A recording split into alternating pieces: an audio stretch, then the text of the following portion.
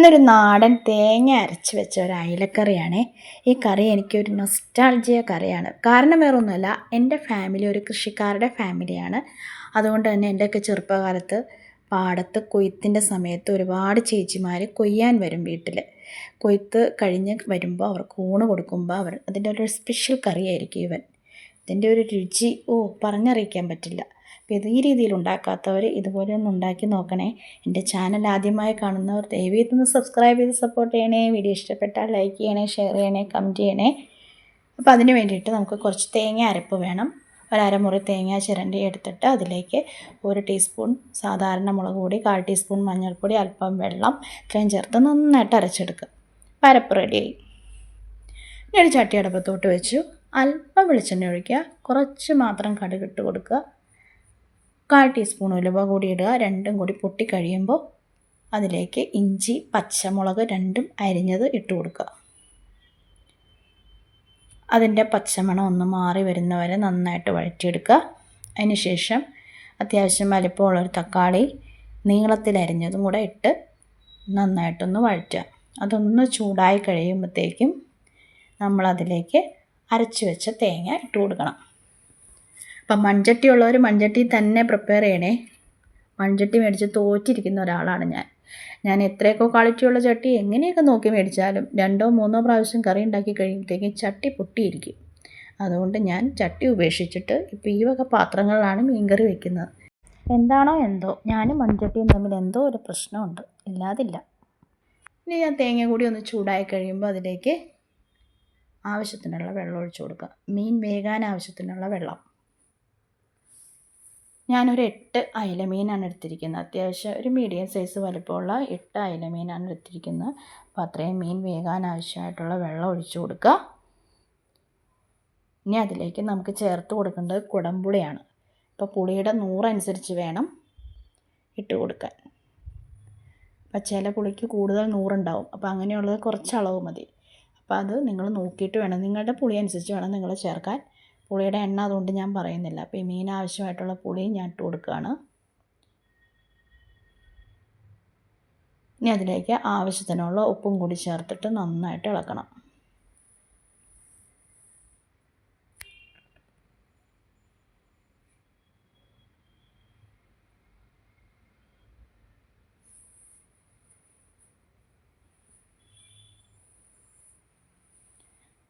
നന്നായിട്ട് ഇളക്കി ഒന്ന് മിക്സ് ചെയ്തതിന് ശേഷം ഒന്ന് അടച്ച് വയ്ക്കുക. നന്നായിട്ട് തിളച്ച് വരാൻ പാകത്തിന് കുറച്ച് നേരോട്ട് തിളപ്പിക്കുക. അടച്ച് വെച്ച് തിളപ്പിക്കുക. അപ്പോൾ അതാ നമ്മുടെ വെള്ളം നന്നായിട്ട് വെട്ടി തിളച്ചു. ഇനി അതിലേക്ക് മീൻ കഷ്ണങ്ങൾ പറക്കിയിടാം.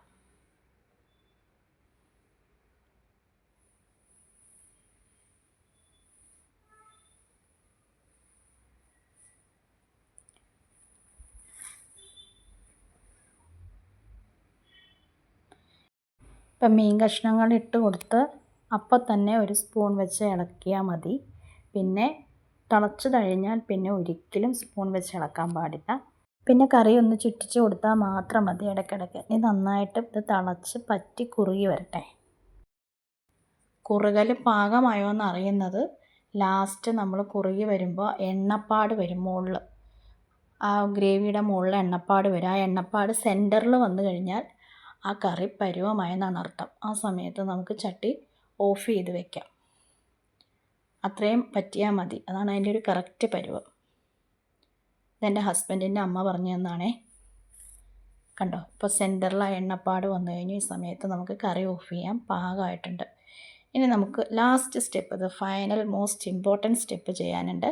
കുറച്ചുകൂടി വെളിച്ചെണ്ണ ചൂടാക്കിയിട്ട് അതിലേക്ക് അല്പം കടുകിട്ട് പൊട്ടിച്ചു. പിന്നെ ഒരു 5-6 ചുമന്നുള്ളി അരിഞ്ഞതും കറിവേപ്പില കൂടി ഇട്ട് കൊടുത്തിട്ട് നന്നായിട്ടൊന്ന് വഴറ്റി കൊടുക്കുക.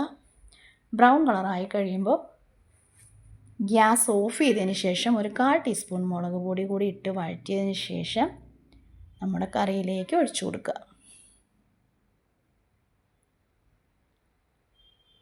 പിന്നെ നമ്മുടെ കറി ഒരു വേറെ ലെവലായി. സ്മെല്ല് കേട്ടാൽ തന്നെ നമുക്ക് ഭക്ഷണം കഴിക്കാൻ ഓടി വരാൻ തോന്നും. അത്രയ്ക്ക് സ്മെല്ലും രുചിയും എല്ലാം ഉള്ള ഒരു നാടൻ അയിലക്കറിയാണ്. ഈ രീതിയിൽ വെക്കാത്തവർ ഇതുപോലെ ഒന്ന് ചെയ്ത് നോക്കണേ. വീഡിയോ ഇഷ്ടപ്പെട്ടാൽ ലൈക്ക് ചെയ്യണേ, ഷെയർ ചെയ്യണേ, കമൻറ്റ് ചെയ്യണേ. ഇനി നമ്മളിത് ഇളക്കരുത്. ഇതുപോലെ ചുറ്റിച്ചതിന് ശേഷം അടച്ചു വെക്കണം. 1 മണിക്കൂർ കഴിഞ്ഞിട്ട് വേണം സെർവ് ചെയ്യാൻ. അപ്പോഴത്തേക്ക് അതിലേക്ക് പുളിയും ഉപ്പും എല്ലാം പിടിച്ച് പാകമായിട്ടുണ്ടാവും.